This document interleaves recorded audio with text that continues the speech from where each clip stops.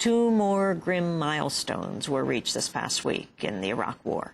The U.S. occupation has entered its 6th year, 5 years after the invasion began, March 19, 2003. Just days later, the U.S. military death toll in Iraq reached 4,000 when 4 soldiers died in a bombing in Baghdad. The number does not include at least 100 private contractors who've also lost their lives. For Iraqis, 5 years of war has brought incalculable suffering, with estimates of more than 1 million civilian deaths, an unknown number of wounded, and more than 4 million displaced. While the suffering of Iraqis is largely absent from public awareness, there's growing attention on the plight of young Americans sent off to war. A new documentary captures the struggles of one of the 30,000 U.S. troops injured in Iraq. Body of War is directed by filmmaker Ellen Spiro and veteran broadcaster Phil Donahue. The film tells the story of Tomas Young. Just 2 days after the 9/11 attacks, Tomas signed up for the military after hearing President Bush's Ground Zero pledge to go after those responsible. Young wanted to deploy to Afghanistan, but instead was sent to Iraq. On April 4, 2004, his 5th day in Iraq, Tomas's unit came under fire in Sadr City. Young was left paralyzed, never to walk again. Released from medical care, Young returned home to become an active member of Iraq Veterans Against the War. Body of War begins with a shot of Tomas Young going about his daily struggle to dress himself, made difficult by his paralysis. Interposed are the voices of lawmakers, Republican and Democrat, who voted for the Iraq War in October 2002, including Senators Schumer, McCain, Ensign, and Clinton. They're followed by one of the few congressional dissenters who stood up to the Bush White House, Democratic Senator Robert Byrd of West Virginia. But first, the film begins with the opening bars of the song No More by the musician Eddie Vedder, a song he wrote for Tomas Young. Today on Democracy Now!, Body of War. I speak for a man who gave for this land, took a bullet in the back for his pain, spilled his blood in the dirt and the dust, and he's come back to say that what he has seen is hard to believe, and it does no good to just pray. Oh, he asks of us to stand, and we must end this war today.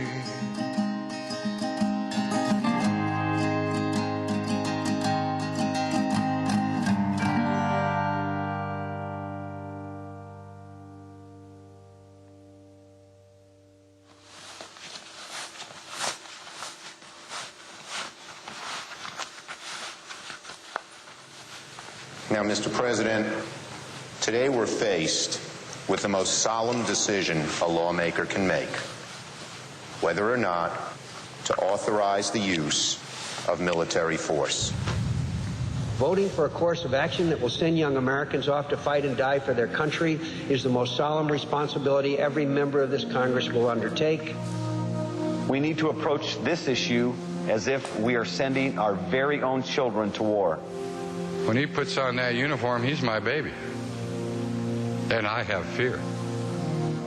This is probably the hardest decision I've ever had to make.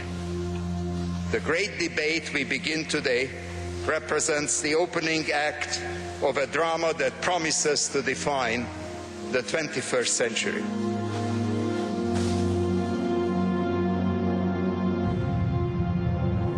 My hands tremble, but my heart still throbs.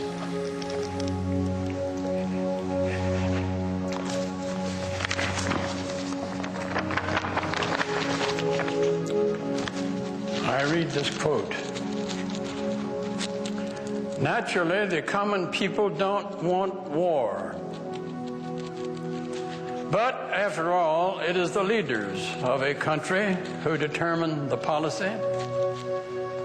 And it is always a simple matter to drag the people along, whether it is a democracy or a fascist dictatorship, or a parliament or a communist dictatorship.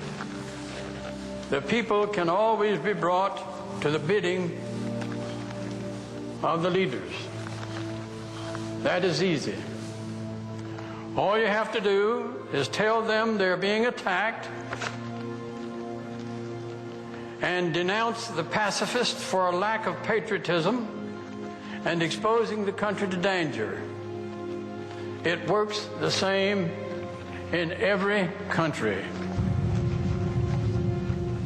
Hermann Goering, President of the Reichstag, Nazi Parliament, 1934. Senator Robert Byrd in Body of War, a new documentary by Ellen Spiro and Phil Donahue. In a moment, we'll speak to the subject of the film, Tomas Young, but first, the filmmakers. Ellen Spiro joins me from Austin, Texas, award-winning director. Here in the Firehouse studio, Phil Donahue, one of the best-known talk show hosts in U.S. television history. His show was on the air for more than 29 years. In 2002, he returned to the airwaves to MSNBC, but was fired in 2003 on the eve of the war, because he was allowing anti-war voices on the air. We welcome you both to Democracy Now! Phil Donahue, this remarkable film, Body of War. How did you get involved? How did you meet Tomas? I met Tomas through Ralph Nader, a longtime friend, has been on the Donahue Show more than any other person in our 29-year history. Ralph was the most oft featured guest. He brags about that in his speeches. And so I was on the bus in 2000 where I met Eddie Vedder in the 2000 campaign. And then, of course, the roof fell on everybody who supported Ralph. So I went to see him after the 2004 election. I was not a part of that campaign. And he said, a mother at Walter Reed wants to meet me. Would you like to go? And like a week later, off we went, and I met this young man, and I thought, the American people should see this. And I nominated myself to try and do that.